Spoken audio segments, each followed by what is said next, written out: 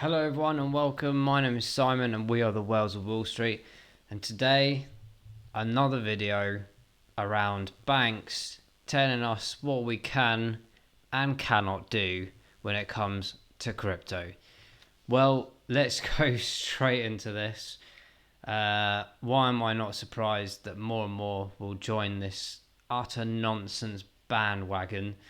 So, Santander have done what my bank, Barclays, did the other day by blocking you from sending money via debit or credit cards to the exchange Binance. Now, how many more banks are going to keep doing this? Because all it's doing, in my opinion, is showing the utter weakness of these banks.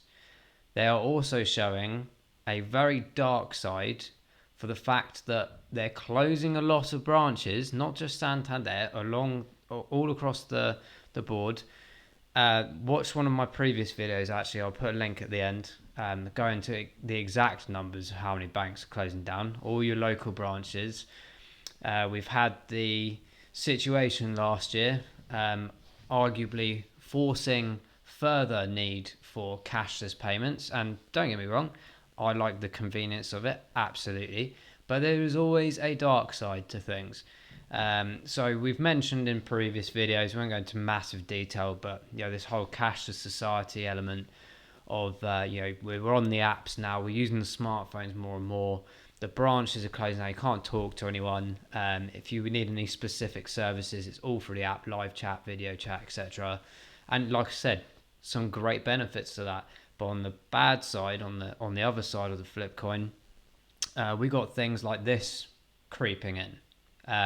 Now, just to put this in perspective, the FCA, so the Financial Conduct Authority in the UK, are the ones that essentially led this. Now, we're not stupid. The banks talk to the FCA a lot, and they've all probably come together. They know the power of crypto. They know they have nowhere near the capacity yet to do their CBDCs.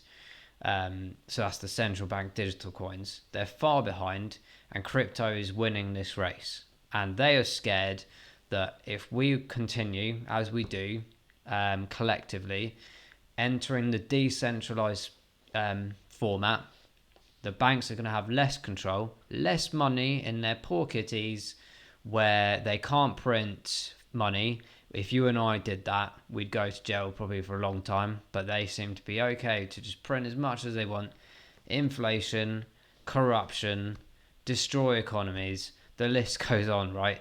So for me, back to the point, this bank, Santander, as well as others, let's get this clear as well. Santander, not being a UK bank, so based in Spain, there's no doubt in my mind this is going to go spread like wildfire with all the banks across the world, and it probably won't just be Binance, it'll be others as well. I don't understand why everyone's targeting Binance, because there are other exchanges that are not UK related. Binance isn't in the UK.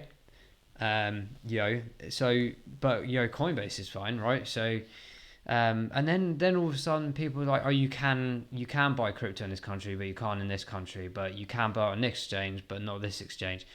So it's all a bit of a mess, really, and it's a bit of a laughing stock. Like I mentioned in the previous video, there are loop arounds how you can, other ways to move the money into these kind of exchanges, through one exchange back to that one, or a lot of the exchanges now have a lot of the similar tokens. So it's kind of forcing the hand of Binance to change a bit of regulation or work closer with them, and I do get some of that. But when you start bringing in the fact that these banks who have our money will happily let us buy things, or use my money for casinos, for betting apps, horse racing, whatever you want to do, whatever you spend your money on. I'm just talking about in the sense of these kind of like fun things to do on occasion. They are now saying that crypto is actually completely different to all these other things. Yes, okay, the regulation side's not there, but how dare you decide for me, and think that you're doing it for my safety of my money. How dare you? Go and put a notification out there to everyone and say, look, these are the risks of crypto investing or investing in general. You may lose your money. And in DeFi, yes, there is lack of regulation. So things can go more wrong, more so than the traditional trading methods. But if you want to, we're not taking any responsibility. We'll try and help you as much as we can. But this is down to you guys as a person, as a human, not as a child, not as a someone who doesn't know what they're doing. Give them the choice. Don't sit there and say that this is for my safety.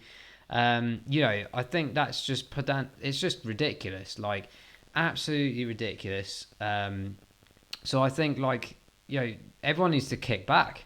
I've already spoken to Barclays and I said if I'm not having an answer in the next 40 hours, the British stern voice and method and emails and stuff. If you don't sort this out in 48 hours, I'm leaving your bank. You might not care. Maybe you want this to happen. And I'll go to a crypto-friendly bank. It was quite funny. I'll have to bring this up. So the best crypto-friendly banks in the UK. This article majorly needs updating. Here's some funny ones. Barclays, great. Other ones here that will definitely stop doing it soon. And what's funny on this particular website, I'm sorry to pick this one out in particular, but I just had to have a little chuckle to myself in this aspect. What are crypto-friendly banks? A crypto-friendly bank should let you use your credit or debit card that they issue to freely buy and sell crypto. Well, that didn't work out very well for long, did it? So, guys, I don't know what more to say about this. I've gone past frustration. I'm more on the comical side now. I think the banks, like I said, have shown massive weakness. They know that crypto is powerful. The DeFi space is powerful. And long may it continue. I hope all these banks disappear. It's not even about jobs anymore because half of them have disappeared anyway because they're closing the branches down. So I don't have that moral aspect in my mind of that aspect, to be honest. It's more like, at the end of the day, these banks make a lot of money. They have all our money. And now they can choose what we do with it and don't do with it. And it just leads to that whole element of change society as we move forward. We talked about in previous videos, cashless society, other Agenda 30 programs.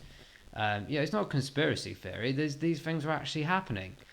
And it will continue this way until we try and put a stop to it. So I just want to stop this rant now. I'm sure there's many out there that are really angry about this. Like in the previous video, please do leave comments. Have you been affected by Santander or any other banks? What do you think about it? What are you going to do about it? Is it time that the crypto world fought back in some capacity? Let's go to other banks that actually are interested in the future of our economy and finance and who have the respect to ask us what we can and cannot do with our own money that we work for, that we use the banks for to hold our money. I'm not even going to start again, guys. Let's end it there.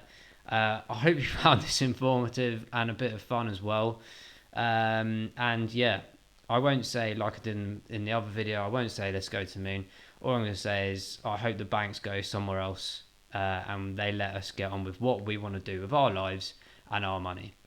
Take care, guys, and I will see you in the next one.